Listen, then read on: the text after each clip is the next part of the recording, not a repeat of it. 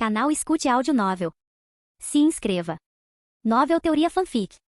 Fanfic Game of Thrones, O Filho do Caos, Parte 10, Capítulo 52. Por um momento, Santanis apenas olha fixamente para onde Axel estava, confuso. É só quando Axel pigarreia que seu tio se vira rapidamente, os olhos arregalados ao encontrar Axel do outro lado da sala. Assim que ele tem a atenção total de Santanis novamente, Axel arma um punho e soca um buraco na parede ao lado dele, atravessando a pedra e enterrando o braço até o cotovelo na parede do castelo. Santanis arregala a boca, mesmo enquanto Axel retira lentamente o braço, sacudindo poeira e fragmentos de pedra e revelando o membro e dedos completamente intactos e ilesos ao olhar de seu tio. Então, ele caminha de volta para Santanis em um ritmo mais calmo e normal, parando diante do homem mais velho mais uma vez, forçando uma jovialidade que ele realmente não sente em seu rosto. Axel dá de ombros. Eu sei que isso é demais, mas este sou eu. É disso que sou capaz. Quando Santanis apenas continua a encarar, Axel suspira e continua, explicando como as coisas vão acontecer para sua nova mão. Eu irei para o vale sozinho. Sou mais rápido do que qualquer cavalo, então irei a pé. Imagino que conseguirei chegar lá e resolver as coisas rápido o suficiente para que eu esteja de volta a Porto Real a tempo para o funeral de Jon, até.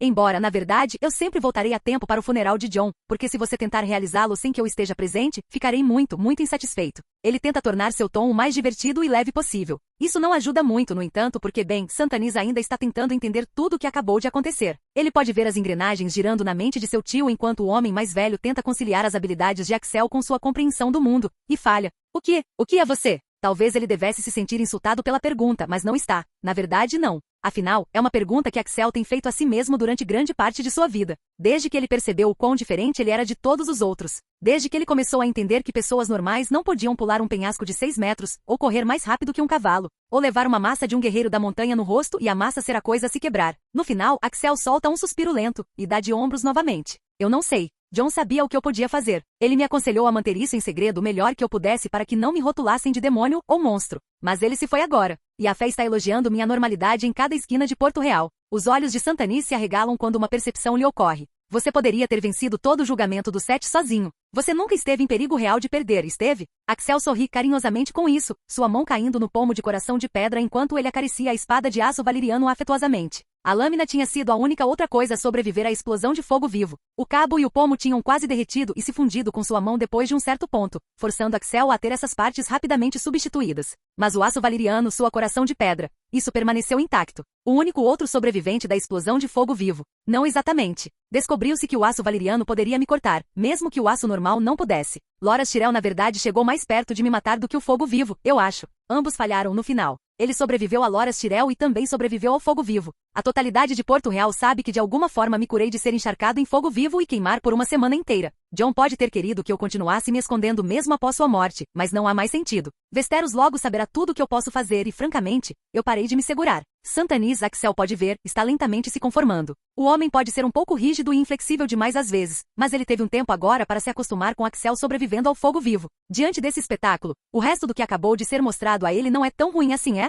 A fé certamente não vai repudiá-lo. É como você disse, eles já estão o declarando o abençoado do Sete por toda a cidade. Mesmo que você mostre mais de suas capacidades, eles continuarão a cantar seus louvores, contanto que você continue a prestar culto ao Sete. Axel ri da avaliação direta de Santanis. Concordando, ele grunhe. Talvez os Sete tenham me abençoado. Quem pode dizer? No final, isso realmente não importa. Santanis lhe lança um olhar questionador, como se dissesse que isso importa muito, mas Axel o ignora com a mão. O que importa agora é vingar Jon e deter Euron Greyjoy antes que ele possa causar muito dano. Certifique-se de que Davos tem a frota real pronta para zarpar logo após o funeral de Jon. Certifique-se de que o resto dos 7 reinos esteja convocando seus vassalos e se preparando para marchar para as Ilhas de Ferro. Sorrindo sombriamente, Axel solta um expiro brusco. Não haverá julgamento desta vez. Vamos esmagar a frota nascida do ferro. Eu vou mostrar a eles o erro de seus caminhos. E como eu disse, vou matar Euron Greyjoy com minhas próprias mãos, se for preciso. Mas primeiro, Petyr Baelys e Lysa Arryn. Terei respostas deles, terei justiça para Jon Arryn, e então retornarei. Eu me faço claro? Soltando um suspiro trêmulo, Santanis finalmente assente.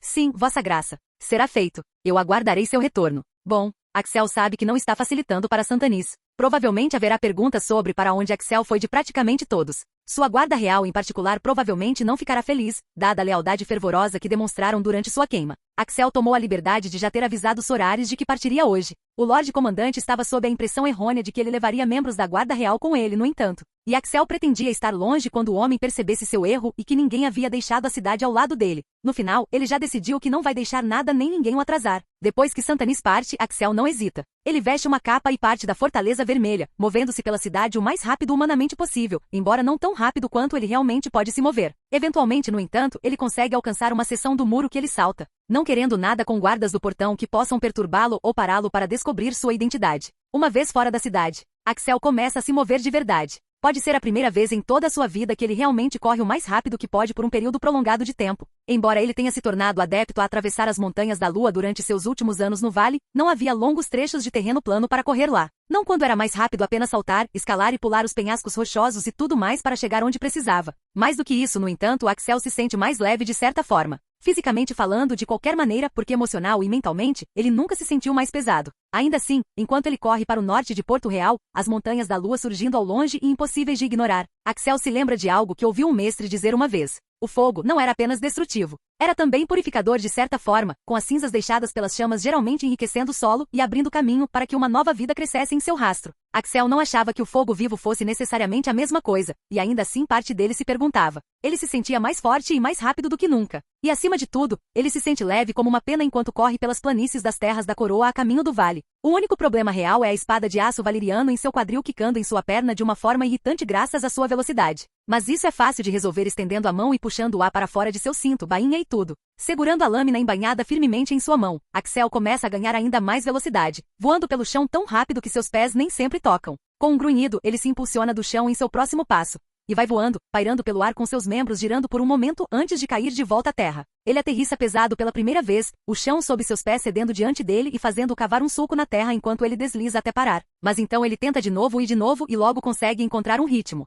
Saltar, pairar, aterrissar, correr. Saltar, pairar, aterrissar, correr. É quase libertador de certa forma, não se segurar mais. Finalmente apenas ser quem e o que ele é. Talvez ele seja um monstro. Talvez ele seja um demônio. Talvez ele seja realmente abençoado pelo Sete. Neste ponto, Axel Baratheon sabe apenas uma coisa e uma coisa só. Seus inimigos vão se arrepender do dia em que decidiram travar guerra contra ele e os seus. Capítulo 53. A última vez que as Ilhas de Ferro se revoltaram, a manobra de abertura de Balon Greyjoy foi a queima da frota Lannister. Foi tanto uma declaração ousada quanto táticas sólidas considerando tudo. Porto Lannis, afinal, era o principal porto mais próximo das Ilhas de Ferro e embora a frota Lannister nunca tivesse sido a maior de Westeros, certamente estava entre as principais graças à liderança e previdência de Tywin Lannister. No tempo desde a rebelião Greyjoy, no entanto, a casa Lannister havia se reconstruído e podia mais uma vez ostentar uma marinha razoavelmente eficaz. Eles podem não ter os mesmos números que os nascidos do ferro, a casa Redvine ou a coroa, mas ainda estavam entre os melhores. E de fato, ser a quarta melhor não era o pior, a menos que se estivesse enfrentando um dos três primeiros. Navios inimigos no horizonte. A mandíbula de Sor Kevan Lannister se aperta enquanto ele está nas muralhas de Porto Lannis, olhando para o porto, onde as galés nascidas do ferro estavam começando a ficar visíveis como pequenos pontos à distância. Encarregado da defesa da cidade pelo senhor de Rocher do Casterly, seu irmão Tywin Lannister, Kevan não pode deixar de se preocupar com o que vai acontecer. Ainda assim, pelo menos desta vez eles tinham um aviso prévio. Após um momento para respirar fundo, ele começa a gritar ordens e os homens começam a se apressar para garantir que suas ordens cheguem aos ouvidos certos. Os navios Lannister no porto já têm suas próprias ordens, é claro. Eles sabem o que os espera, e cada cog, carraca, galé e drommel está tripulado por homens corajosos das terras ocidentais prontos para cumprir seu dever. Ninguém sabia ao certo porque Euron Greyjoy não havia lançado um ataque surpresa desta vez, especialmente quando toda a manobra havia sido orquestrada pelo próprio Euron durante a primeira rebelião Greyjoy. Talvez ele soubesse que o mesmo truque não funcionaria duas vezes. Talvez ele soubesse que a casa Lannister tinha espiões nas Ilhas de Ferro para alertá-los com antecedência e decidiu que era melhor não tentar. Ou talvez ele tivesse algum outro truque na manga. Todos sabiam da infâmia do Olho de Corvo, afinal. Euron Greyjoy, o nascido do ferro que todos os outros nascidos do ferro detestavam tanto que ele foi exilado por isso. Diziam que ele era o mais atraente e astuto de seus irmãos, apesar do tapa-olho que usava sobre o olho esquerdo. No entanto, também diziam que seu navio, o Silêncio, era tripulado exclusivamente por escravos mudos e vira-latas cujas línguas Euron arrancou ele mesmo. Na verdade, o problema de Kevan com a suposta reputação do Olho de Corvo era simples. Se ele era realmente tão detestado e odiado entre os nascidos do ferro quanto todos alegavam, então como ele foi capaz de assumir o controle deles tão rápido? A morte de Balon e a ascensão de Euron. Simplesmente não houve tempo suficiente entre os dois eventos, na verdade. Não fazia sentido, mas também não cabia a Kevan questionar tais coisas no final. Seu papel, como sempre, era seguir os comandos de seu Lorde Irmão, e Tywin tinha sido bastante claro sobre suas prioridades. Graças à autoconfiança do Olho de Corvo, a frota Lannister conseguiu se reunir totalmente antes do tempo e estava atualmente disposta no porto de Porto Lannis, pronta para defender a cidade portuária com apoio das muralhas. No entanto, dado o tamanho da frota nascida do ferro, esperava-se que a frota da casa Lannister fosse mais uma vez perdida para os invasores selvagens, eventualmente. O trabalho de Kevan não era manter a frota intacta para sempre, mas sim manter a cidade e gastar a frota como moeda para isso. Eles estavam efetivamente assumindo uma posição defensiva até que a Casa Redvine pudesse reforçá-los pelo sul e os exércitos das terras ocidentais pudessem se reunir mais para o interior. Nessa frente, as notícias de Porto Real tinham sido conflitantes. Alguns diziam que o rei estava morto. Alguns diziam que seu pequeno conselho foi morto por traição vil. Outros ainda diziam que o rei ainda vivia, mas estava gravemente ferido. No final, porém, a casa Lannister não podia contar com ninguém além de si mesma por enquanto. Ainda assim, Kevan pensou que eles tinham uma chance muito boa de manter a cidade, mesmo que eventualmente perdessem a frota. Porto Lannis era cercada por muralhas em todos os lados e era o maior assentamento de todas as terras ocidentais. Apenas destruir a frota Lannister não seria suficiente para dar acesso aos nascidos do ferro. Eles teriam que escalar as muralhas também, se quisessem saquear a cidade, algo que eles nem sequer conseguiram durante a rebelião de Balon Greyjoy. Sim, eles queimaram a frota Lannister enquanto ela ainda estava ancorada, mas não conseguiram tomar a cidade naquela época. E Kevan seria amaldiçoado se fosse deixá-los fazer isso agora. Sor, o silêncio foi avistado. Euron Greyjoy está com esta frota. Kevan se assusta com isso antes de se dirigir ao homem que falou. Dê-me o seu olho longo. Esse sim, Sor. Pegando o olho longo do batedor, Kevan o leva ao rosto e aperta os olhos enquanto olha através dele. Ele nunca entendeu direito como a lente Meri funcionava. Ele apenas sabia como operar uma, permitindo-lhe perscrutar a distância massiva que o separava da frota nascida do ferro que se aproximava. Lá, à frente da armada inimiga, o Olho de Corvo. Euron Greyjoy, autoproclamado o Rei das Ilhas de Ferro, está no leme de seu navio, o Silêncio. O tapa-olho do homem o torna inconfundível, embora a armadura que ele usa pareça brilhar estranhamente através do olho longo de uma forma que Kevan não consegue explicar. Atrás do Silêncio vem mais navios nascidos do ferro, mas não tantos quanto Kevan estava esperando. Na verdade, uma contagem rápida em sua cabeça e ele tem quase certeza de que a frota Lannister realmente supera em número os navios de Euron Greyjoy no momento. Não por muito, mas certamente o suficiente para fazê-lo se perguntar o que está acontecendo. Onde está o resto da frota nascida do ferro? Certamente Euron não era tão tolo a ponto de não apenas atacar uma Porto Lannis totalmente preparada, mas também fazê-lo com uma fração de suas forças. Isso seria suicídio. E no entanto, quanto mais Kevan olha ao redor, mais certeza ele tem de que não há mais navios no horizonte. A incredulidade em conflito com o dever, Kevan hesita por um momento, mas no final, o dever vence. Enviem mensagens aos capitães imediatamente. Deixe-nos saber que se a frota nascida do ferro continuar a se aproximar, eles devem deixá-los se aproximar e cercá-los para que não possam escapar. Esmagaremos Euron Greyjoy entre nossos navios e as muralhas e encerraremos esta chamada guerra aqui e agora. Sim, Sr. Kevan. Enquanto suas ordens são enviadas, Kevan franze a testa furiosamente, mais uma vez olhando através do olho longo. Simplesmente não fazia sentido. E no entanto, ao longo do tempo, é exatamente isso que acontece. A frota nascida do ferro, muito menor do que deveria ser, é conduzida cada vez mais fundo no porto por Euron e seu navio. Enquanto isso, a frota Lannister se espalha e se move para cercá-los, cortando lenta mas seguramente qualquer possibilidade de fuga. Não demora muito para que os nascidos do ferro estejam em uma posição onde terão que lutar para sair, se quiserem recuar. O mais provável é que simplesmente morram. Poderia isso realmente estar acontecendo? Poderia esta farsa de guerra estar prestes a terminar antes mesmo de ter verdadeiramente começado? E no entanto, Kevan não vê pânico entre os navios nascidos do ferro. Nenhum único dos notórios invasores independentes se afasta da frota para tentar fugir. Todos mantêm o curso, mesmo quando sua capacidade de recuar lhes é negada. Os navios inimigos se aproximam cada vez mais da cidade, até que estão quase ao alcance dos escorpiões, arqueiros e outros equipamentos de cerco situados nas muralhas de Porto Lannis. Eles param pouco antes disso, no entanto, fazendo Kevan franzir a testa. Olhando através do olho longo Meri, ele pode distinguir Euron Greyjoy no leme de seu navio com muito mais clareza agora. É quase como se o homem estivesse olhando diretamente para ele com seu único olho visível, encarando Kevan à distância de uma forma que envia arrepios por sua espinha.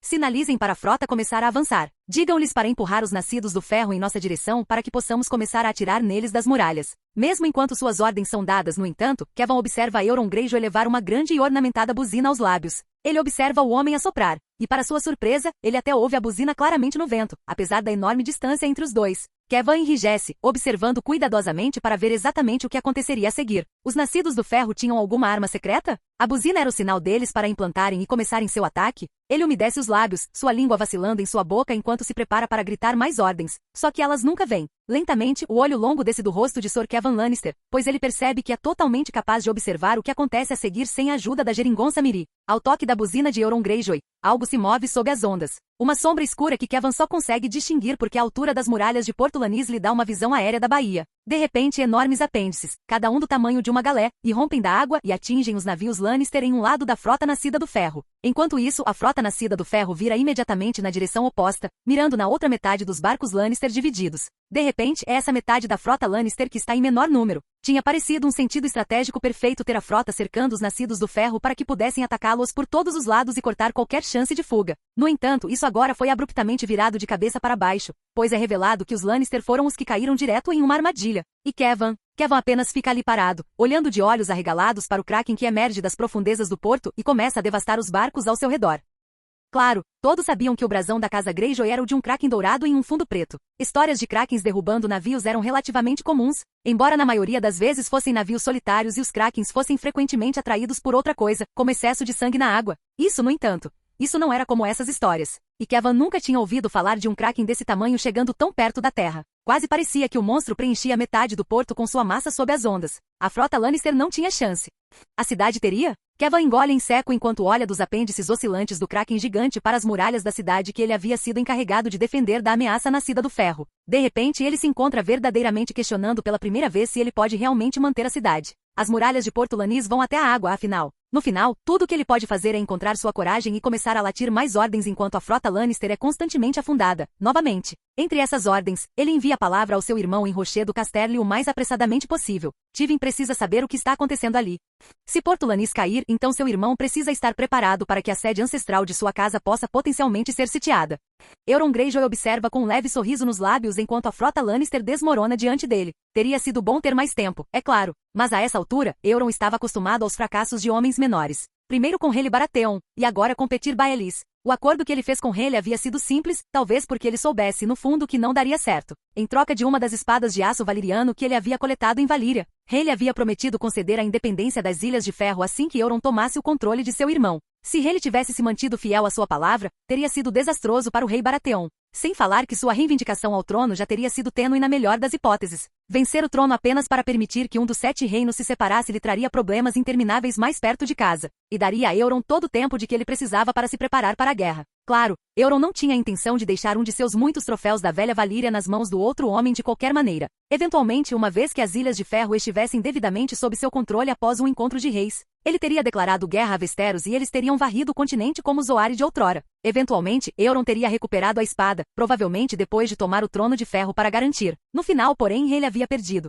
como Euron suspeitava que ele faria. O outro homem nem conseguiu virar a maré com uma espada de aço valeriano, de todas as coisas. Seu sobrinho havia derrotado seus campeões, pegado a espada para si e exilado Renly para a muralha para se juntar à patrulha da noite. Isso, por sua vez, levou ao plano com o traidor mestre da moeda, Petyr Baelys. Desta vez, porém, foi o Fuinha que procurou Euron. Juntos, eles tramaram e conspiraram para introduzir incerteza e caos nos 7 reinos. O plano original era Baelys envenenar Jon Arryn enquanto Euron garantiria que seu irmão mais velho tivesse seu acidente e um encontro de reis pudesse ser convocado. Eles seriam as distrações um do outro, a longo prazo. Mas então Baelys foi por pouco pego e, como todos os homens fracos, ele começou a entrar em pânico. Ele mudou o arranjo deles e forçou Euron a se mover muito mais cedo do que ele teria preferido. Não apenas mais cedo. Euron foi forçado a revelar totalmente o seu jogo. O Kraken que mesmo agora devasta Porto Lannis sob seu comando era uma arma que Euron teria preferido manter escondida até o momento em que fosse realmente necessário. Seu controle sobre ele certamente tornava quase impossível para qualquer nascido do ferro argumentar contra seu direito de governar as Ilhas de Ferro, afinal. Mesmo seu irmão idiota Victarion não foi capaz de argumentar diante de Euron, enquadrado pelo gigante monstro marinho atrás dele. Mas ao mesmo tempo revelá-lo como ele teve que fazer significava que ele não poderia guardá-lo para uma data posterior. Se ele tivesse conseguido seguir o plano original de vencer um encontro de reis, ele poderia ter mantido o Kraken em reserva até que fosse mais útil. Não importa. O olho de corvo sabe o que deve fazer. Ele sabe exatamente por que está aqui. Olhando para a mão, ele franze a testa ao vê-la tremer por um momento. Serrá-la em um punho acalma, e então ele levanta o punho e o aponta para a cidade à sua frente. O Kraken se contrai ao comando sem palavras, ainda ocupado destruindo o último da frota Lannister. No entanto, enquanto os marinheiros desses navios se afogam, o Kraken começa a se mover, arrastando-se pelo chão do porto em seus muitos apêndices, indo direto para as muralhas da cidade. Para seu crédito, os homens nessas muralhas não hesitam. Virolas de escorpião são disparadas, assim como centenas de flechas. Elas atingem a besta de Euron, embora a maioria não encontre penetração em seu corpo. Alcançando a terra, o Kraken levanta um apêndice facilmente do tamanho de uma das torres da cidade murada, e o abate sobre a antiga alvenaria, rachando uma seção da muralha em um único golpe, em uma exibição de força verdadeiramente impressionante. Os gritos e berros de homens em pânico enchem o ar novamente e o sorriso de Euron se transforma em algo que é meio rosnado, meio sorriso, mesmo enquanto ele sinaliza para o resto de sua frota avançar para começar a tomar a cidade. A última mensagem de Baelys deixava claro que ele pensava que Axel Baratheon morreria em seu mais novo esquema, dando a ambos muito mais caos para executar seus planos. Mas Euron sabia melhor. Nada que Baelys pudesse fazer aquela coisa poderia realmente ter sucesso em matá-lo. Axel Baratheon viveria, e eles se enfrentariam em batalha em breve. Capítulo 54. Havia algo a ser dito sobre o esforço físico. Axel poderia contar nos dedos de uma mão o número de vezes que ficou sem fôlego na sua vida, na verdade. Apenas 2 ocorreram recentemente. Primeiro, houve o seu encontro com o estrangulador no vale. O veneno particularmente virulento e de ação rápida deu-lhe um pouco de trabalho no início, antes que ele se acostumasse com ele. E agora havia a sua corrida de Porto Real até o portão sangrento no vale. Correr pela estrada alta com o seu novo método de saltos ligados tinha sido particularmente emocionante, e pela primeira vez em muito tempo, Axel sentiu o suor a escorrer pela sua testa. É claro que ele desacelera à medida que se aproxima da maciça série de ameias que compõem uma das fortificações mais respeitáveis de Westeros. E no momento em que o portão sangrento entra em vista, a sua respiração já está estabilizada e ele já parou de suar. A última vez que ele tinha passado por aqui, Axel, é verdade, não estava a prestar tanta atenção quanto deveria. Agora, ao colocar a sua espada embainhada de volta no seu cinto e aproximar-se do portão sangrento, ele absorve as paisagens enquanto seu coração a palpitar acalma rapidamente. O portão sangrento é dominado por 2 longas ameias que são construídas nos penhascos de pedra das Montanhas da Lua. A estrada alta é vigiada por torres gêmeas unidas por uma ponte completamente coberta e torna-se tão estreita aqui que menos de 4 cavaleiros poderiam passar lado a lado. Os homens estacionados no portão podem disparar através de frestas de flechas de todos os 3 locais, seja nas torres, na ponte ou nas ameias. Axel lembra-se das suas lições no Ninho da Águia de ter ouvido que pelo menos 1 dúzia de exércitos foram mortos durante a Era dos Heróis, a tentar e a falhar em tomar as fortificações. Enquanto isso, durante a conquista de Aegon, os Targaryen contornaram o portão sangrento inteiramente. Com Visenya Targaryen pessoalmente a voar o seu dragão vagar diretamente para o Ninho da Águia para forçar a casa Arryn a dobrar o joelho. Talvez Axel pudesse e devesse ter feito o mesmo. Certamente não havia nada a impedi-lo de escalar as Montanhas da Lua e aparecer no Ninho da Águia sem nunca pôr os pés através do portão sangrento. No entanto, embora estivesse aqui por vingança, ele também estava aqui como rei dos 7 reinos. E uma pergunta atormentou a mente de Axel mais do que qualquer outra enquanto ele atravessava a terra a caminho daqui. Quão profunda era a podridão? Mesmo que ele pensasse que conseguiria matar Axel junto com o seu pequeno conselho, Baelys escolher o vale como seu lugar de retiro contava uma história. Uma história de corrupção, de engano e de mentiras. Axel queria ir até o fundo das coisas. Ele queria acreditar que não era tão ruim quanto ele temia. E descobrir a verdade começou aqui no Portão Sangrento. O título para o homem no comando do Portão Sangrento era Cavaleiro do Portão, e essa posição tinha sido ocupada por Sor Brinden o Peixe Negro por mais de 2 décadas. Sor Brinden Tully, tio de Lysa Arryn, outrora Lysa Tully. Com a mandíbula cerrada, os olhos semicerrados, Axel segue em direção ao Portão Sangrento, sem surpresa quando uma voz grita para pará-lo. Pare! O Portão Sangrento está fechado por ordem de Lady Arryn. Ninguém pode passar. Não é a voz de Brinden Tully. Talvez o Peixe Negro não esteja presente. Inclinando a cabeça para o lado, os olhos de Axel brilham enquanto ele considera as ameias por um instante. Ele não está a usar a sua coroa. Desta distância, ele provavelmente não parece grande coisa, nem seria reconhecível para os olhos humanos normais. Finalmente ele grita, a sua voz a ecoar no ar. Com que propósito Lady Arryn fecha o Portão Sangrento? Há uma pausa e por um momento Axel questiona se ele sequer vai obter uma resposta. Mas finalmente, dizem que o rei está morto, e Lord Arryn com ele. Dizem que foi a mais suja das traições, mais fogo-vivo, mas desta vez proposital. O Portão Sangrento deve ser trancado até novo aviso. O senhor deve voltar e partir. Interessante. Então eles não sabiam que ele tinha sobrevivido ainda. Ou mais provável, não acreditavam nos contos da sua sobrevivência. Afinal, se Petyr Baelys estivesse realmente por trás do ataque de fogo-vivo, o que parecia muito provável, então ele estaria mais certo do que qualquer outra pessoa de que Axel não poderia ter sobrevivido. Axel poderia ter enviado corvos para o vale para lhes fazer saber que ele ainda estava vivo, mas isso voltava à questão de quão profunda era a podridão. No final, ele escolheu não fazer, vindo aqui sozinho para descobrir quantos homens tinham que morrer pelos crimes de Baelys. Por um longo momento, Axel considera anunciar-se, mas a esta distância, ele sabe que não será acreditado. Melhor aproximar-se primeiro, mesmo que por subterfúgio, para que homens que reconheçam o seu rosto possam atestar a sua identidade. Não tenho suprimentos comigo. Se eu voltar agora, certamente morrerei a caminho da estrada alta. Permita-me partilhar a vossa mesa esta noite, para encher a minha barriga, para que eu possa voltar para Darry pela manhã. Há outra pausa nisso, sem dúvida com eles a conferir entre si. Mas na próxima vez que uma voz soa, não é a voz do homem que estava a falar com Axel antes. Em vez disso, é a voz mais imponente e mais familiar de Sor Brinden Tully, o Peixe Negro. Receio que não podemos fazer isso, bom Sor. Temos as nossas ordens da Lei de Regente do Vale. Ninguém pode passar pelo Portão Sangrento. Ninguém deve sequer ter permissão para se aproximar do Portão Sangrento. Este é o decreto da Lei de Regente. Axel franze a testa, ouvindo uma nota de descontentamento na voz do Cavaleiro do Portão. Sor Brinden não parece muito feliz com as suas ordens, apesar de ainda as obedecer. Ainda assim, é possível que o Peixe Negro não esteja realmente envolvido em tudo isto? Claro, quando ele não se vira imediatamente e se afasta, a voz de Sor Brinden ecoa novamente. Há vários arqueiros apontados para o senhor neste momento, bom Sor. Sugiro que parta com a sua vida enquanto ainda pode. É melhor arriscar na estrada alta do que perdê-la com certeza aqui e agora. Agora isso irrita Axel. Mostrando os dentes num esgar de um sorriso, Axel sacode a cabeça. O primeiro homem a disparar uma flecha contra mim perde uma mão. Talvez esta fosse a hora de se anunciar. Talvez ele pudesse até ter sido acreditado, ou pelo menos obtido a atenção de Sr. Brinden o suficiente para ver se o homem estava realmente envolvido ou não. Mas Axel não se está a sentir muito lógico. Nem se está a sentir muito misericordioso. Quando a primeira flecha voa de uma fresta um momento depois, Axel estende a mão e agarra-a, notando o distinto emplumado. Em seguida, ele a atira para o lado e avança rapidamente. Mais flechas seguem rapidamente a primeira, mas nenhuma delas sequer chega perto de atingi-lo, mesmo que apenas tivessem resvalado. Axel cansou-se de brincadeiras. Ele não tem certeza porque lhes deu uma chance, honestamente. Todos os que seguiram Petir Baelis e Lisa Arryn precisariam ser expurgados. Para esse fim, ele agacha-se e salta. Gritos de alarme e choque chegam aos seus ouvidos enquanto Axel voa pelo ar, um punho estendido à sua frente e o outro a segurar o pomo de coração de pedra firme ao seu lado. Um momento depois e ele embate na ponte de pedra coberta que se arqueia sobre a passagem da montanha. O punho de Axel e a pedra do portão sangrento encontram-se, e o punho de Axel vence.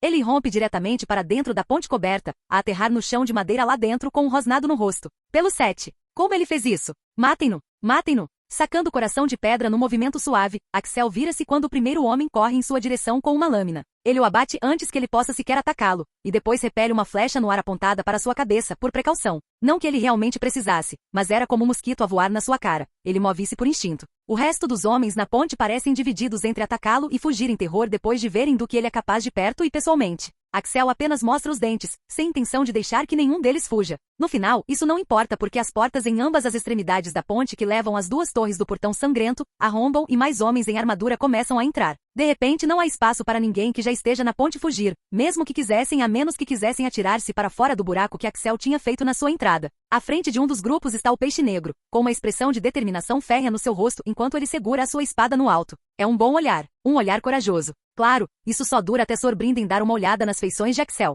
Então, a determinação desvanece-se num instante, substituída por espanto enquanto os olhos de Brinden Tully se arregalam de surpresa, a sua mandíbula a cair em choque. Imediatamente, o cavaleiro do portão levanta a sua mão. Parem! Os seus homens em ambos os lados de Axel param bruscamente, mostrando a sua disciplina, mesmo enquanto seus rostos se contorcem em confusão. Bem, nem todos eles. À medida que finalmente conseguem ver bem as feições rosnantes de Axel, ele vê mais do que alguns homens a começar a reconhecê-lo. Ele cresceu no vale, afinal, e um pouco de barba por fazer e a cabeça principalmente careca não é o suficiente para esconder completamente as suas feições familiares. Axel fica um tanto chocado quando Sr. Brinden Tully de repente se ajoelha na sua frente antes de gritar uma ordem a todos os outros homens nas proximidades. Ajoelhem-se perante o rei. Ajoelhem-se perante Axel Baratheon, primeiro do seu nome. Enquanto os homens se ajoelham por toda a ponte fechada, Axel franze a testa, o seu sangue ainda a bombear nas suas veias. Era isso? Mesmo? Isso significava que o Peixe Negro não fazia parte do plano afinal? Ou era algum esquema para fazê-lo baixar a guarda para que pudessem tentar matá-lo? No final, isso realmente não importava. Nenhum deles tinha a capacidade de acabar com a sua vida.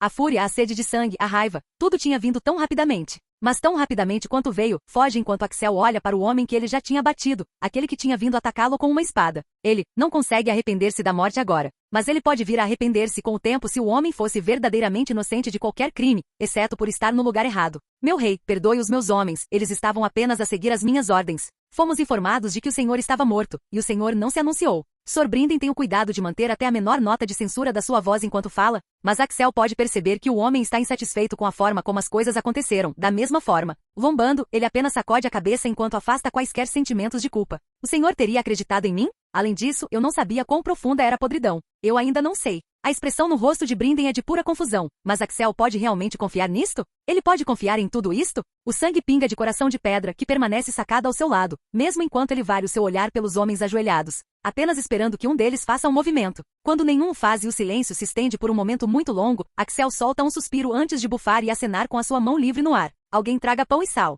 Como um homem a agarrar-se a qualquer chance de vida, os olhos do Peixe Negro iluminam-se e ele rapidamente apoia o comando de Axel com um dos seus próprios. Façam o que o rei diz imediatamente. Os próximos minutos são bastante tensos enquanto alguém corre para pegar as provisões. O direito do hóspede era uma lei antiga e sagrada de hospitalidade. Quando invocada, nem o hóspede nem o anfitrião podiam prejudicar o outro durante a estadia do hóspede. É claro que Axel consideraria que tal direito de hóspede se estendia apenas ao seu tempo no portão sangrento. Ele não permitiria que isso o impedisse de fazer o que precisava ser feito no ninho da águia. Ainda assim, quando o pão e o sal são finalmente fornecidos e ele participa de ambos, ele pode ver como os homens ao seu redor todos exalam em alívio. O próprio Axel acalma-se ainda mais, limpando o coração de pedra e embainhando a lâmina de aço valeriano de volta ao seu lado. Isso foi, bem, não foi perfeito, mas ajudou muito a garantir-lhe que Brinden Tully realmente pode não saber o que tinha acontecido ou a que tipo de traição ele estava a ser levado a fazer parte. O peixe negro era um homem honrado em verdade e em ação, assim como em reputação pelo que parecia, e então Axel controla o seu temperamento. Apesar da urgência sempre presente de simplesmente massacrar todos ao seu redor e continuar em direção ao ninho da águia. Ele até descarta sem palavras a sua promessa anterior de cortar a mão do primeiro arqueiro a disparar contra ele, sem comentar. E isso foi depois de ele já ter identificado o homem em questão pelo emplumado nas suas flechas. Vossa Graça, o que o Senhor quis dizer com podridão? Por que o Senhor veio para cá completamente sozinho? Com os olhos a arder, Axel encara Sor Brinden. Justiça, Sor Peixe Negro. Eu vim aqui para executar a justiça pelas mortes de Lord Arryn, Lord Varys e Grande Mestre Picelli. Petyr Baeli sabe algo sobre o que aconteceu nas câmaras do Pequeno Conselho há mais de uma semana. Ele fugiu da cidade de navio na mesma hora em que a explosão ocorreu, com a sua sobrinha e o filho dela ao seu lado. Os olhos do cavaleiro do portão arregalam-se, mesmo enquanto sussurros e murmúrios se espalham por toda parte. Mais uma vez, Axel vara o seu olhar para frente e para trás, procurando por qualquer homem que pareça ser um co-conspirador. Certamente Baelis não teria vindo para o vale se não tivesse os seus próprios espiões embutidos nos lugares importantes. Lugares como o Portão Sangrento. Ali, de repente Axel avança e aponta infalivelmente para as costas dos homens reunidos. Aquele homem. Não o deixem sair. Felizmente entre Sor Brinden identificá-lo como rei e ele ter participado no direito do hóspede. Axel tem influência suficiente para que os homens todos se virem instantaneamente para onde ele está a apontar. Quando o homem para quem ele está a apontar estremece e tenta correr, todos avançam e rapidamente o atiram ao chão. Em breve, o homem é arrastado para diante de Axel e Sor Brinden, já a chorar e a soluçar enquanto implora por misericórdia. Dando um passo à frente, o peixe negro dá um tapa na cara do homem, fazendo-o calar-se. Axel então agacha-se diante dele, olhando nos olhos do homem trêmulo. Fale. Ele não foi nada de ruim, Vossa Graça. O S-Lord Baelis apenas me paga por informações. Eu ia apenas enviar-lhe uma mensagem, de deixar que ele soubesse que o Senhor estava a chegar. Por favor, Vossa Graça. Misericórdia. Misericórdia. Axel cerra os dentes e sacode a cabeça enquanto se levanta com um bufo de nojo. Ao ver que ele não vai tomar as rédeas da situação, Sor Brinden ordena que o homem seja aprisionado numa das celas do Portão Sangrento antes de se virar para ele. Axel fala antes que o peixe negro o possa fazer. Eu estou a seguir em frente para o ninho da águia para resolver isso de uma vez por todas. Eu não posso dizer ainda o quão envolvida em toda esta traição a sua sobrinha está, Sor Brinden. Se o senhor deseja ficar aqui no seu posto, eu não o vou culpar. Brinden Tully pisca algumas vezes antes de sacudir a cabeça. Ele não, Vossa Graça. O senhor está certo de que devemos ir até o fundo disto imediatamente. Se Lisa não. Eu suspeito para o meu desânimo que ela está pelo menos parcialmente envolvida nisto. Ela tem estado apaixonada por Mindinho desde que eram crianças e ele foi criado em Correhill. Tudo o que posso esperar é que ela tenha sido apenas levada a desviar-se e não saiba tudo o que ele fez. Mas de qualquer forma, o senhor tem a minha espada, meu rei. Bom, a presença do peixe negro ao seu lado daria a Axel mais legitimidade. Não que isso realmente importasse. Todos no ninho da águia sabiam quem ele era. E mesmo que todos decidissem ficar do lado de Baelis e Lisa e tentassem matá-lo, eles falhariam. De uma forma ou de outra, isto acabaria hoje. Então prepare os seus 2 cavalos mais rápidos. Partiremos imediatamente. Isso parece surpreender Sor Brinden. Apenas nós 2, Vossa Graça? Dê-me um pouco mais de tempo e eu posso fazer-nos ser acompanhados por mais dos meus homens. Mas Axel está a sacudir a cabeça antes que Brinden termine de falar. Não, eu quero mover-me rápido. Seremos nós a cavalo, ou eu sozinho. O senhor acha que aquele homem foi o único que Mindinho tinha na sua folha de pagamento? Ele era provavelmente apenas o mais provável. Eu quero estar no ninho da águia antes que Lord Baelis possa saber da minha chegada. Felizmente o peixe negro é realmente leal. Aquele olhar de determinação férrea aparece nos seus olhos novamente enquanto ele acena bruscamente com a cabeça. Como o senhor diz, meu rei. Enquanto Sor Brinden vai buscar os cavalos, Axel lança um último olhar para o homem morto que tentou atacá-lo. Em seguida, ele deixa a ponte e volta para o chão, desta vez pelo caminho normal através de uma das torres. Já era mais do que tempo de Petyr Baelis ter o seu ajuste de contas. Canal Escute Áudio Novel. Capítulo 55. Petyr simplesmente adora quando um plano se concretiza. Parado no fundo da principal câmara de audiências do Ninho da Águia, conhecida como Salão Alto, ele se mantém um tanto discreto e fora do caminho por enquanto. Enquanto isso, Lisa está em audiência como Lady Regente, sentada no trono de árvore coração de seu falecido marido com seu filho sentado em seu colo. As coisas estão indo muito bem, na verdade. A viagem para Vila Gaivota foi totalmente tranquila e o mesmo ocorreu com a rápida viagem de Vila Gaivota até o Ninho da Águia. Quando chegaram ao coração do vale, a notícia da explosão de fogo vivo em Porto Real também chegou aos seus ouvidos, dando a Lisa todos os motivos para assumir o controle e fechar o vale como Lady Regente até que seu filho atingisse a maioridade. Entre seus recursos e a reivindicação dela, eles fariam um rápido progresso em garantir que cada lorde no vale fosse leal a eles e somente a eles. E com o filho de Lisa sendo tão jovem, eles teriam liberdade total do lugar, contanto que mantivessem as coisas sob controle. Além disso, Euron também havia se saído bem, felizmente. Sua declaração de guerra aos 7 reinos aumentou muito as chamas do caos que se espalhavam pelo continente. Todos estariam olhando para o oeste e para os nascidos do ferro agora,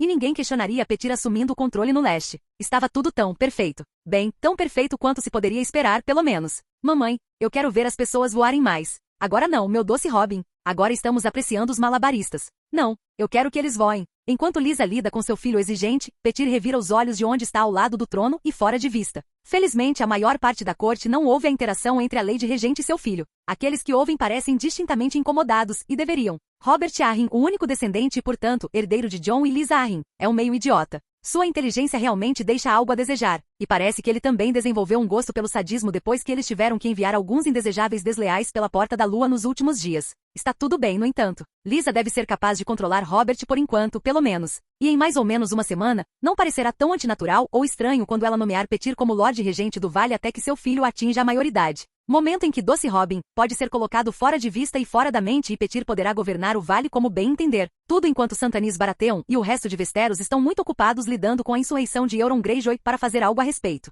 É claro que pelo que Petyr sabe, eles não terão tempo tão fácil para reprimir a rebelião dos Nascidos do Ferro desta vez. Não quando o novo rei das Ilhas de Ferro comandava um Kraken massivo maior do que várias galés juntas. Felizmente, Petyr não tinha que se preocupar com esse tipo de coisa. Krakens não conseguiam subir até as Montanhas da Lua, e mesmo que Euron conseguisse conquistar o resto de Westeros, o Portão de Sangue resistiria a qualquer exército que os Nascidos do Ferro pudessem reunir, como havia feito por milhares de anos. Não que Petyr achasse que o Nascido do Ferro Caolho chegaria tão longe. Ele pode conquistar as terras ocidentais e as terras fluviais, no entanto, e isso não seria simplesmente maravilhoso? O caos de um 7 reinos fraturado combinado com a inflexibilidade de um rei como Santanis Baratheon sentado no trono de ferro prometia ser absolutamente delicioso. Também daria a Petyr todo o espaço de que precisava para manobrar seu caminho para alturas cada vez maiores. Havia alguns rumores estranhos de Porto Real alegando que Axel Baratheon havia sobrevivido, mas Petyr os havia descartado como pouco mais do que contos da carochinha, provavelmente gerados pela fé para tentar encobrir a perda de 2 reis em tão pouco tempo. Simplesmente não havia como Axel Baratheon ter sobrevivido àquela explosão de fogo vivo, afinal, Petyr havia planejado tudo perfeitamente. As portas do salão alto se abrem de repente e Petyr pisca enquanto uma voz ecoa, anunciando Sor Brynden Tully, o Peixe Negro, cavaleiro do portão, e convidado. O quê? Petyr franze a testa enquanto o arauto parece um pouco confuso com suas próprias palavras no final. Toda a corte fica em silêncio enquanto Sor Brynden entra com a mão no pomo de sua espada. Os malabaristas que estavam se apresentando momentos antes param imediatamente e se movem para o lado, sentindo a mudança de atmosfera que toma conta da sala. A confusão de Petyr aumenta enquanto ele se pergunta o que poderia possivelmente fazer o Peixe Negro deixar seu posto como comandante do Portão de Sangue. Seus olhos caem sobre o homem que vem atrás dele, vestindo uma capa com capuz e segurando sua própria espada embainhada ao seu lado.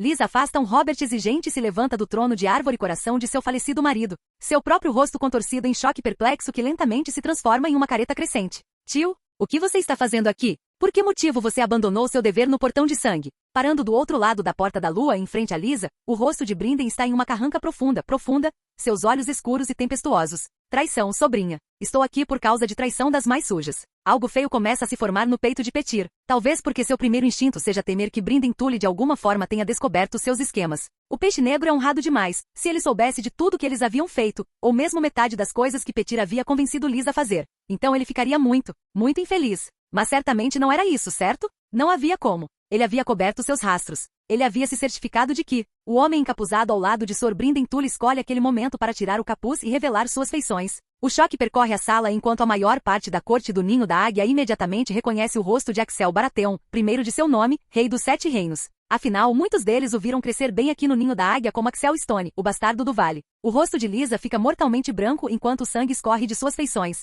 Seus olhos se arregalam e ela levanta uma mão trêmula para apontar para Axel. Ele não, isso não é possível. Você deveria estar morto. Ah não. Petyr resiste à vontade de cobrir o rosto com a mão, mesmo enquanto se afasta ainda mais do estrado sobre o qual o trono de Árvore Coração se encontra. Ele precisava sair daqui. Isso não ia acabar bem. De jeito nenhum. Axel prova isso ao dar um passo à frente, olhos semicerrados e cabeça erguida. É mesmo, Lisa Arryn? Eu deveria estar morto? Talvez pela sua mão, ou talvez pela mão de seu cúmplice Petyr Baelys. Petyr congela enquanto a mera menção de seu nome faz com que os olhos o procurem e se fixem nele assim que o encontram. Entre eles estão os olhos de Lisa, já que a vadia tola e estúpida realmente tem a audácia de procurá-lo e buscar ajuda e conselhos dele neste momento. Forçando um sorriso em seu rosto, mesmo enquanto sua mente corre com 1 milhão de planos, Petyr Baelys se adianta para a visão completa e se curva profundamente. Vossa Graça, não sei do que está falando, mas continuo sendo seu servo sempre leal, sempre fiel. Estou muito contente em ver que os relatos de sua morte foram muito exagerados. Assim como fiquei profundamente triste ao saber da perda de meus pares e de Lord Arryn. Enquanto fala, seus olhos percorrem a sala, procurando por qualquer coisa que possa ajudá-lo a escapar de um destino verdadeiramente ignóbil. Então, seu olhar pousa sobre um certo homem que acabou preso no Ninho da Águia quando Petyr e Lisa fecharam o Portão de Sangue. Essa pode ser uma possibilidade se nada mais funcionar. Enquanto isso, Axel Baratheon zomba. É mesmo? E tenho certeza de que você tem uma litania de desculpas para o porquê de não estar na Câmara do Pequeno Conselho naquele dia em que a explosão aconteceu. O julgamento na sala está crescendo rapidamente, pois cada palavra que o jovem rei fala volta à corte do vale contra ele e Lisa. Claro, Lisa não está exatamente ajudando, a vadia burra. Petir não teve nada a ver com a explosão. Ele tinha permissão do meu marido para escoltar meu filho e eu para o vale. Foi tudo perfeitamente legal e temos os documentos para provar. Não, Lisa, sua tola. Ah, sim. Documentos que também foram encontrados na Torre da Mão. Por um momento, os olhos de Lisa brilham com justificação. Até que o rei continua, é claro. Documentos que foram considerados fraudulentos com a assinatura e o selo de minha mão forjados por outro. Piscando rapidamente, Lisa balança a cabeça. Ele não. Isso não é verdade, você está mentindo. Murmúrios irrompem imediatamente enquanto a mulher tola chama o rei dos 7 reinos de mentiroso. Mesmo que Axel estivesse mentindo. Ele não está, o homem é o maldito rei. Petir solta um breve suspiro, mesmo enquanto Axel Baratheon ignora Lisa por um momento para olhar ao redor da sala.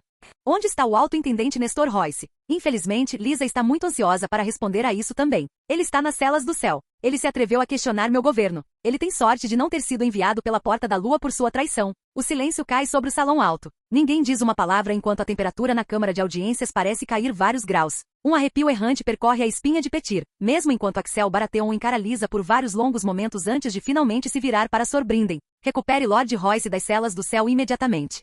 Como vossa graça ordenar. Lisa, é claro, grasna indignadamente com isso. Oh, que? Não seja ridículo. Tio, fique onde está. Eu sou a Lady Regente do Vale. Este homem é claramente um pretendente. Ele não pode ser o rei. O rei está morto, morto por fogo vivo. Meu tio perdeu o juízo. Guardas, prendam os dois. Petir está começando a perceber que cometeu um erro. Ele está começando a compreender totalmente a estupidez inerente em vir para o vale depois de partir de Porto Real. Realmente parecia a melhor opção na época. Se tudo corresse conforme o planejado, teria sido. Mas as coisas não saíram conforme o planejado. E agora ele se encontrava não no coração do poder dele, como poderia ter sido com 1 ano ou 2 e 1 milhão de dragões de ouro, mas sim, cercado por homens e mulheres com quem Axel Baratheon havia crescido. Homens e mulheres que nunca em 1 milhão de anos acreditariam que ele era um pretendente. Na verdade, este era o único lugar no mundo inteiro onde declarar Axel Baratheon um pretendente nunca funcionaria. Todos nesta sala sabiam quem ele era. O suficiente o reconhecia à vista para que tentar alegar que ele era qualquer coisa, exceto quem ele era, fosse total tolice. Nenhum dos guardas ou cavaleiros na sala se move aos comandos de Lisa. Nenhum deles faz nada enquanto ela grita em pânico, o horror estampado em seu rosto.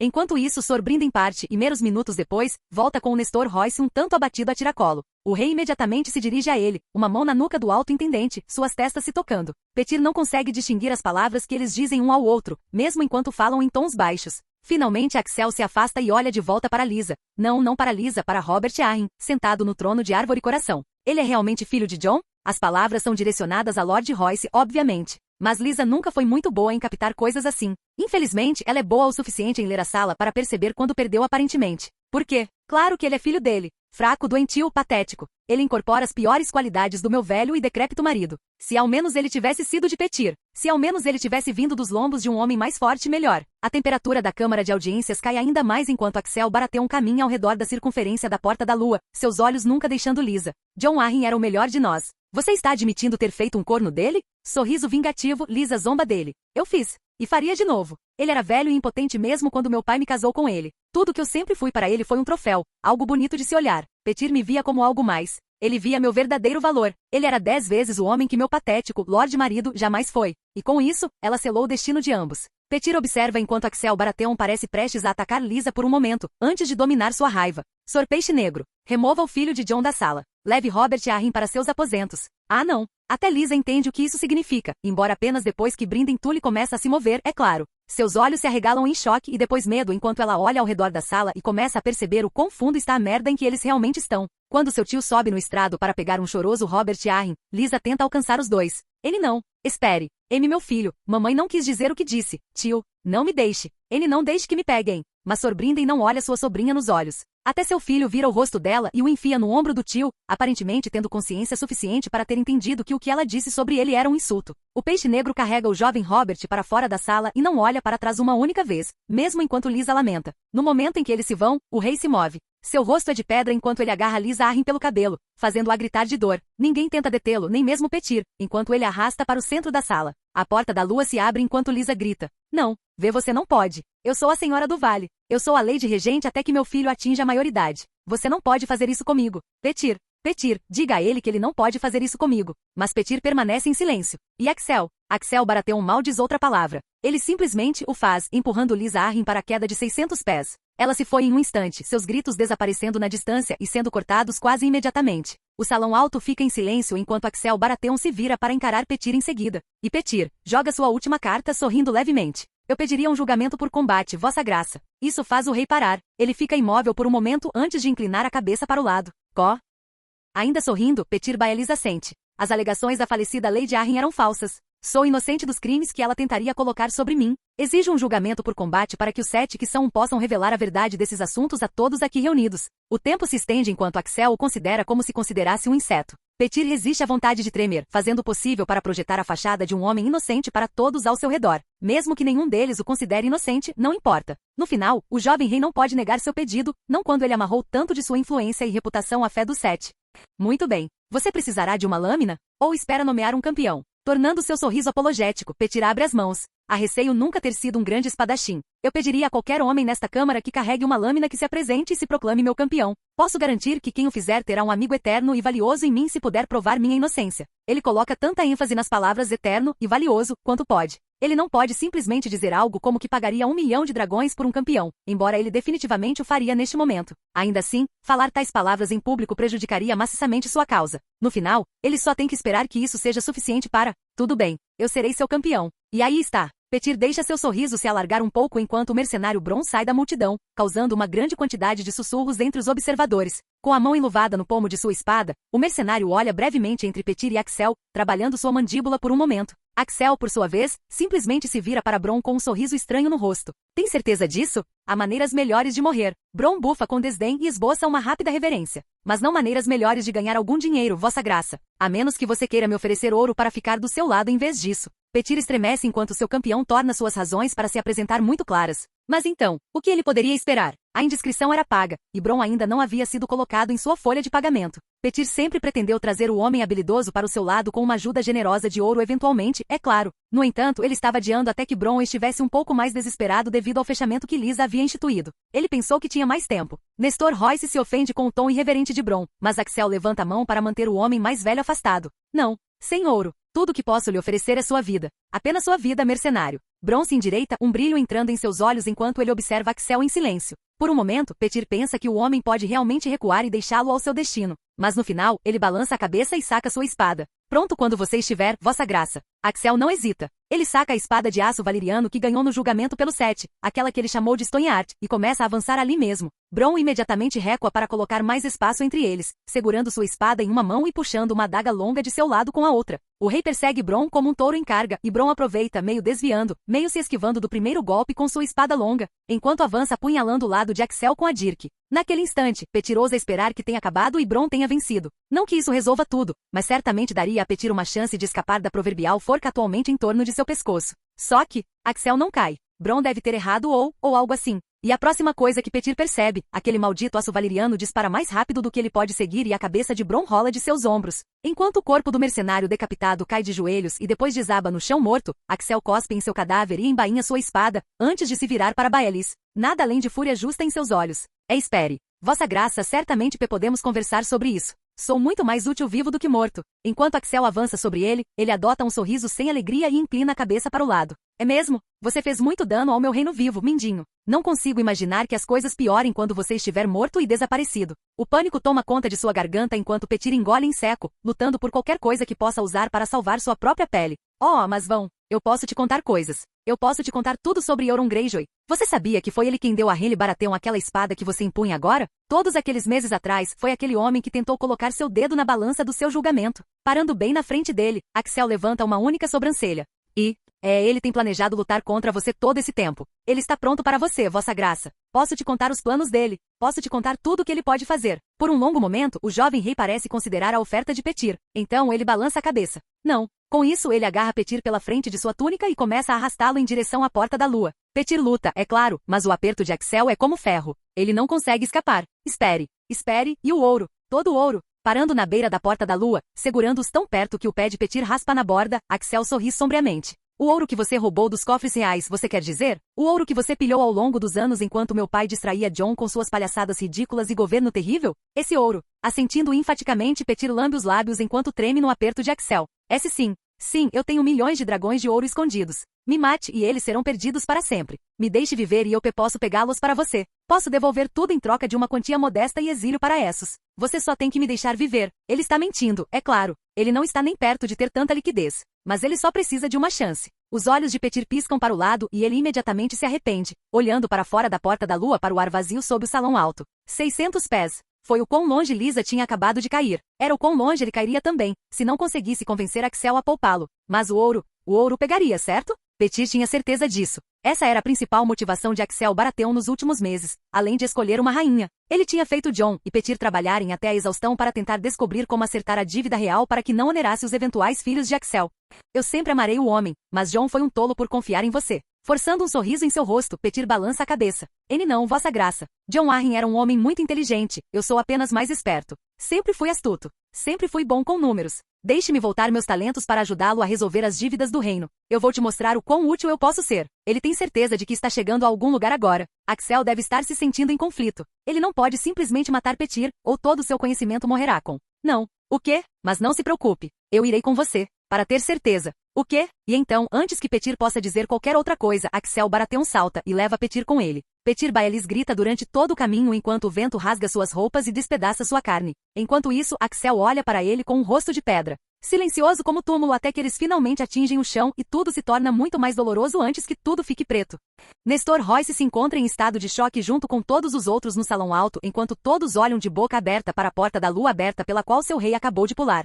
A mão do alto intendente está estendida, um não, abortado em seus lábios que se transforma em um lamento engasgado. Por quê? Porque Axel pularia também. Ele se culpava tanto pela morte de Lord Arryn? Ele não tinha mais nada pelo que viver? Ele? E então, para o choque de todos, um conjunto de dedos de repente agarra a borda da porta da lua. E um momento depois, Axel Baratheon se puxa para fora do buraco, levantando-se. Ele está coberto de sangue e vísceras, mas Nestor pode dizer que não é o dele. Não há um indício de ferimento em qualquer lugar na pessoa do jovem rei. Fechando a porta da lua, Axel olha para Nestor e sorri de forma apologética e sombria. Desculpe, mas eu tinha que ter certeza. Tinha que ter certeza? Nestor pisca rapidamente, tentando e falhando em realmente entender o que acabou de acontecer. Finalmente Axel se vira para o resto da sala, seus olhos percorrendo todos eles em julgamento silencioso por um momento. O alto-intendente Nestor Royce é por meio deste nomeado Lorde Regente do Vale até que Robert Arryn, filho e herdeiro de Lord Jon Arryn, atinja a maioridade ou expire de sua natureza doentia. Todos vocês tratarão as palavras do Lorde Regente como se fossem minhas. Não me façam voltar aqui tão cedo.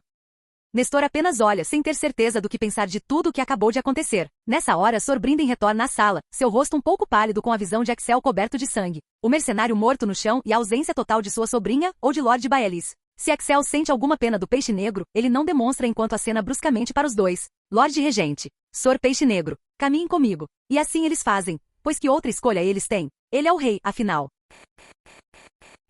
Capítulo 56. Axel não sentiu culpa pelo que fez com Lisa Arryn e Petir Baelys. Pelo contrário, sentiu uma profunda sensação de satisfação, e também um alívio considerável. Afinal, se ele tivesse esperado mais para resolver as coisas no vale, Nestor Royce provavelmente estaria morto. Eles poderiam ter parado em apenas trancar o alto administrador nas celas do céu devido à sua patente e reputação, mas Lisa aparentemente jogou alegremente outras pessoas inocentes pela porta da lua. E tudo pelo crime de ousar questionar sua autoridade como regente de seu filho. Mais um pouco e ela, sem dúvida, teria ficado ousada o suficiente para fazer tal coisa até mesmo com Lord Royce. No final, caberia a Nestor e Sor Brinden ver se algo poderia ser feito com o jovem Robert Arryn. O único filho de Jon era, por todos os relatos, um garoto doentio e simplório, excessivamente mimado e estragado por sua mãe, quando ela não estava secretamente e maldosamente desejando que ele tivesse um pai diferente, aparentemente. Com a influência de Lisa Arryn removida da ocasião, talvez Robert Arryn ainda tivesse uma chance de se tornar algo mais. Só o tempo diria nesse aspecto. Quanto a Petir Baelys, não havia chance nos 7 infernos de Axel deixar o homem viver. Não importava o que ele dissesse, não importava o que ele oferecesse. Segredos e ouro eram sem sentido diante dos atos de traição do mestre da moeda. Era interessante saber que Coração de Pedra veio de Euron Greyjoy, Axel supus. Saber que o exilado Greyjoy estava conspirando contra ele por todo aquele tempo era estranho. Por que Euron tentou ajudar Renly a ganhar o trono? Teria sido simplesmente para tornar Westeros mais fraca para sua eventual invasão? Ou havia mais do que isso? Axel realmente não se importava no final. Assim como ele não se importou quando Petir lhe ofereceu milhões de dragões de ouro em troca de sua vida. Ah, claro, Axel pretendia pagar a dívida e ver a coroa livre de tais grilhões até o momento em que ele falecesse e seu eventual filho herdasse o trono de ferro. Mas ele não faria isso comprometendo seus próprios valores. Nem por um segundo. Não, Baelish tinha que morrer. Isso estava gravado em pedra desde o momento em que ele matou Jon Arryn. Não, até mesmo desde o momento em que ele fez de Jon um traído. Havia apenas um destino para um bastardo traidor e egoísta como Mindinho. Um destino que Axel fez questão de que ele sofresse, saltando pela Porta da Lua com ele e seguindo Petyr até o chão. Dizem que a Porta da Lua se abre para uma queda de 600 pés. Axel poderia confirmar que isso era bastante preciso. Para ser justo, a probabilidade de Mindinho sobreviver à queda era praticamente zero, mas Axel não estava correndo riscos.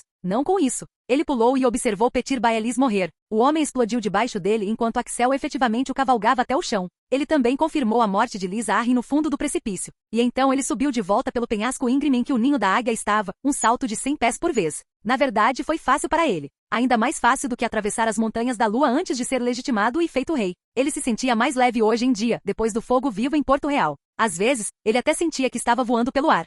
Mas isso seria ridículo, é claro.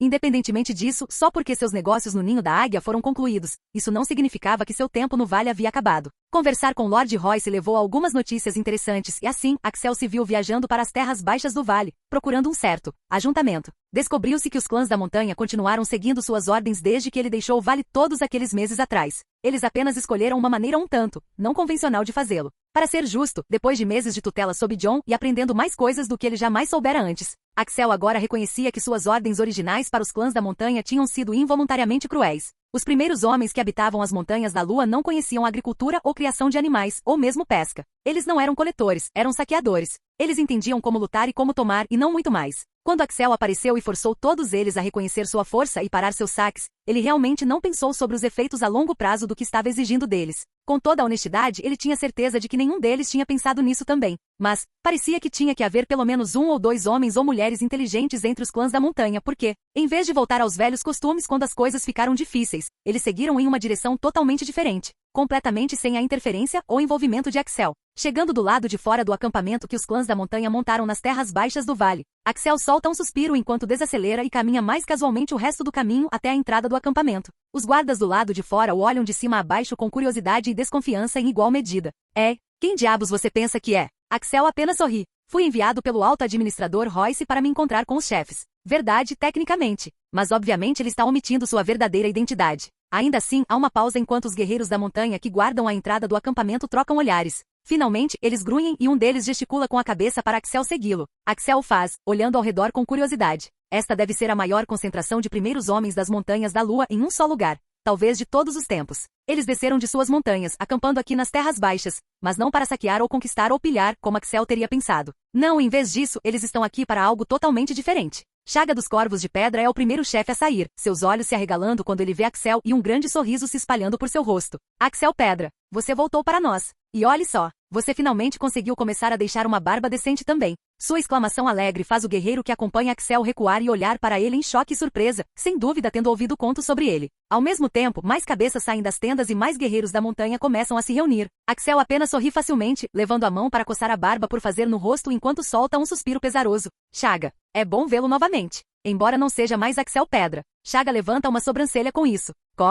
Vamos esperar que os outros chefes se reúnam. Grunhindo, Chaga encolhe os ombros. Logo mais e mais chefes da montanha aparecem, com alguns tendo que vir de muito mais fundo no acampamento assim que a notícia de sua presença os alcança. Nem todos os líderes de que ele se lembra ainda vivem. Alguns foram substituídos, embora até mesmo os chefes mais novos o olhem com respeito cauteloso e desconfiado nos olhos. As mortes não são tão surpreendentes considerando tudo. Na verdade, a coisa mais surpreendente é ver Shella, chefe das Orelhas Negras, visivelmente grávida. E pela maneira como Chaga agarra e a puxa para o seu lado enquanto sorri orgulhosamente enquanto ela carranca e faz beicinho, é óbvio quem colocou o bebê nela também. O tempo realmente passa, não é? Axel solta um suspiro, mesmo enquanto olha para todos.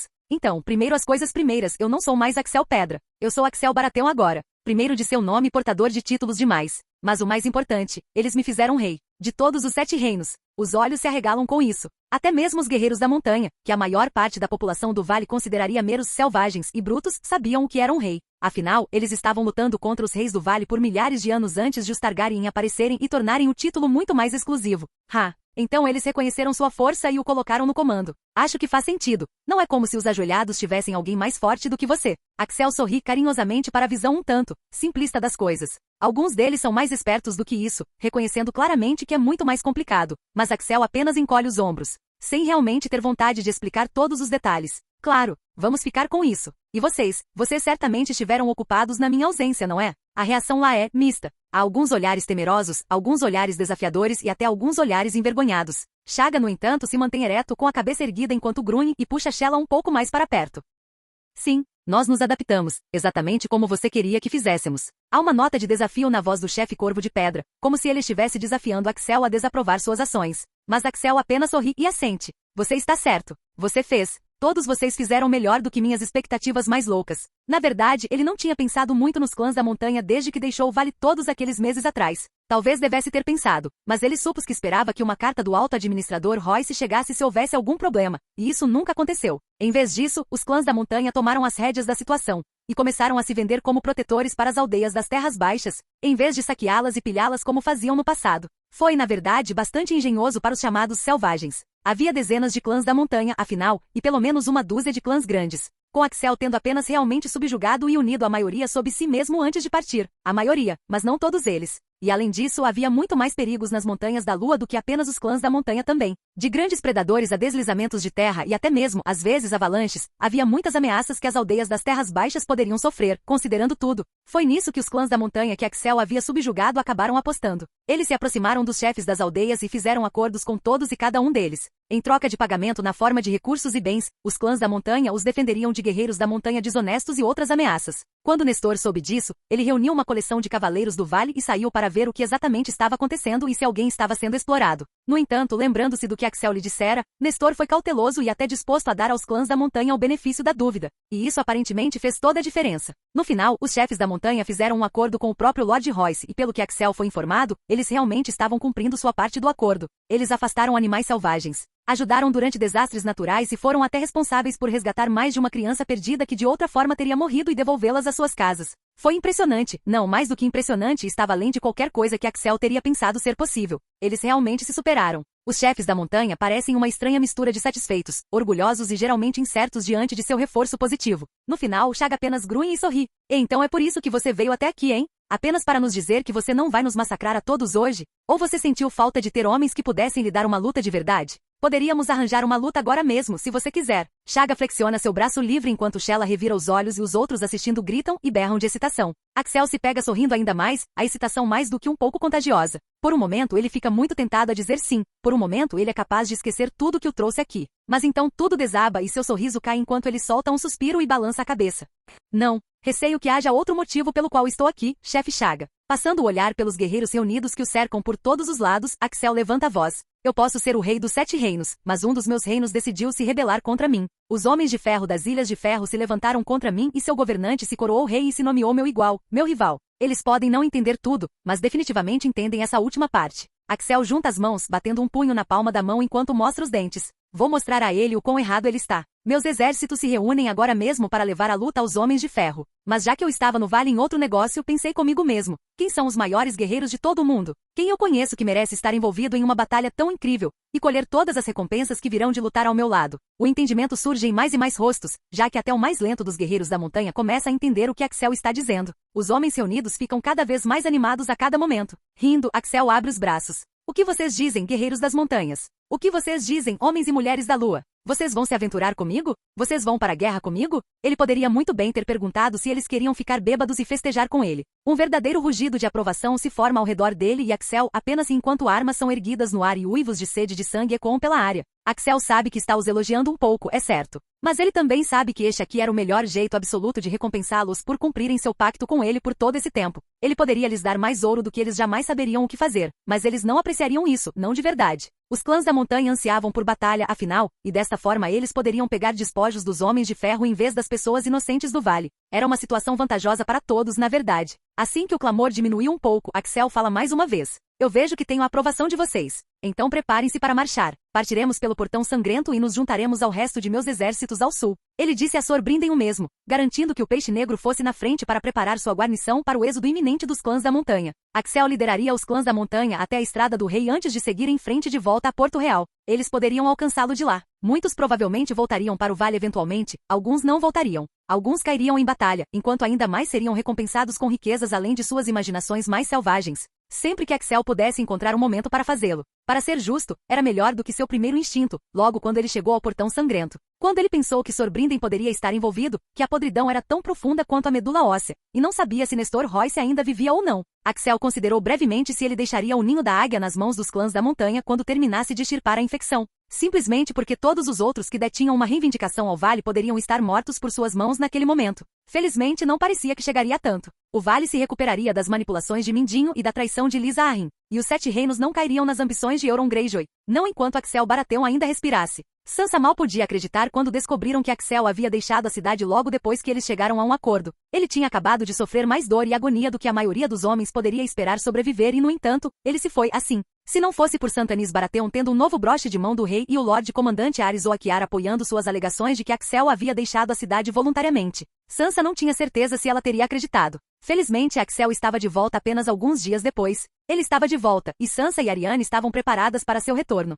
Por meio de algumas manobras, elas conseguem ficar a sós com o rei. Bem, a sós com ele, Tienisende e Margaery Tyrell. A expressão de surpresa no rosto de Axel é bastante divertida, pois ele percebe que todas as 4 mulheres estão na sala juntas e nenhuma delas está brigando. Então a surpresa se desfaz em suspeita, seus olhos se estreitando enquanto ele olha para cada uma delas.